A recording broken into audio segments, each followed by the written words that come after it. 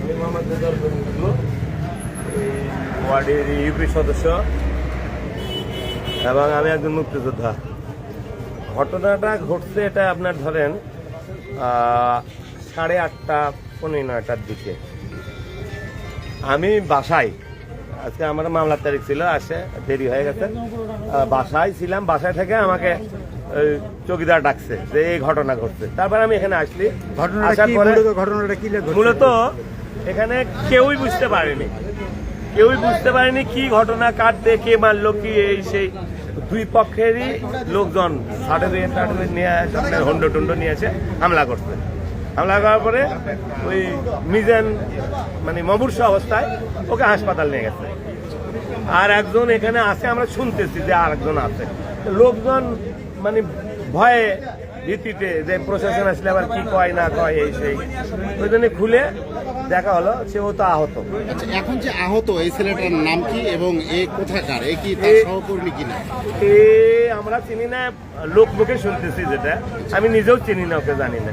লোকমুখে শুনতেছি ওর নাম হলো লেদো। মানে এরা বলতেছে, আরো যারা চেনে তারা বলতেছে যে পক্ষ মিজানকে মারতে আসছে ওই পক্ষের লোক। আমরা জানতে পারছি যে মিজান আসলে আহত না নিহত। আমরা নিহতর খবরটা পাইছি, আপনি এই বিষয়ে কি জানেন? আমরাও নিহতর খবর জানি। এখন কনফার্ম হলাম যে ওই এসআই আপনার রোমান ভাইয়ের কাছ থেকে কনফার্ম হলাম ওখানে ও মৃত্যুবরণ। এটা কারা এবং কি কারণে হইতে পারে, এটা এই বিষয়ে যদি বলেন।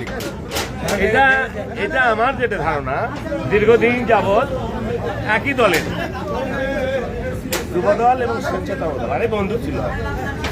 একজনের নাম হচ্ছে আপনার জি ছেলে পেলে ওই যে আপনার বিপুল আর এই মিজান দীর্ঘদিনে ধরো দুই বন্ধু ছিল। দুই বন্ধুর ভিতরে দুই গ্রুপ হয়ে গেছে। বিভিন্ন সময় এরা মারামারি লিপ্ত হয়। আমাদের যে ধারণা যে এরাই দুই গ্রুপের গন্ডগোলের আজকের এই ঘটনা। আচ্ছা, এই মিজান এই আসলে বিগত দলের বাহিরে 17 বছর দলের বাহিরে ছিল, সেই সুবাদে দলের জন্য কর্মকাণ্ড এই মিজান কি করছে আপনার জানা মতো? দলের জন্য নিবেদিত, এক কথায় দলের জন্য নিবেদিত। অনেক লড়াই সংগ্রামে সে সক্রিয়ভাবে অংশগ্রহণ করছে এবং অনেক মামলা মোকদ্দমা ওর আছে আমাকে জানা মতে। আর দলের জন্য, এক কথায় দলের জন্য নিবেদিত। তাতে আপনি কি মনে করেন এই অকাল মৃত্যুর কারণে? আপনি কি মনে করেন? দল খাটো হয়ে গেল। নিজেদের এলাকায় যে একটা প্রভাব বিএনপির,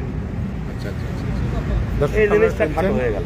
আচ্ছা, ওকে কি গুলি করা হয়েছে না লাঠি দিয়ে মারা হয়েছে না হাসুয়াতে পিটানো হয়েছে, এই বিষয়ে কি জানেন? রামদাদা দিয়ে চোপানো হয়েছে। ও তো এখানে মারা যায়নি, তাই না? মুমূর্ষু অবস্থায় নিয়ে গেছে ওকে। পথের মধ্যেও মরতে পারে, হাসপাতাল যেও মরতে পারে। আপনি কি, যেহেতু আপনি দেখেন নাই, শুনছেন ছিল আপনার 12-14টা হুন্ডা একটা বহর। এটা আবার এই অকারেন্স হওয়ার পরে দুই ভাগে ভাগ হয়ে গেছে। একটা চলে গেছে শহর দিকে আর একটা চলে গেছে মাঝখান দিকে, একদল। আপনি ঘটনার কথাটা সময় টাইমটা যদি বলেন জনগণের। 9:30 থেকে 8:30 থেকে 9:30 এর মধ্যে। তখন বিদ্যুৎ ছিল না। এই জায়গাটার নাম কি? গোকুল। এটা হচ্ছে আপনার গোকুল মাজার আছে যে, গোকুল মাজার। এটা বগুড়া সদরের মধ্যে, বগুড়া সদরের ভিতরেই। গোকুল ইউনিয়ন পরিষদ থেকে একটু দূরে মাজার সকল মাজারের পশ্চিমে।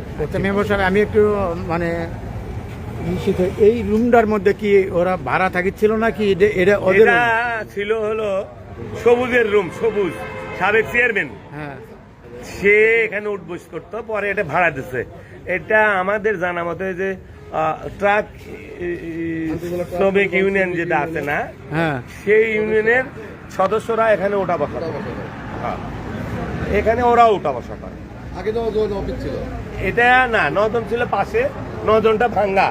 ওখানে ওই রোড হওয়ার সময় 9 জন ভেঙে গেছে।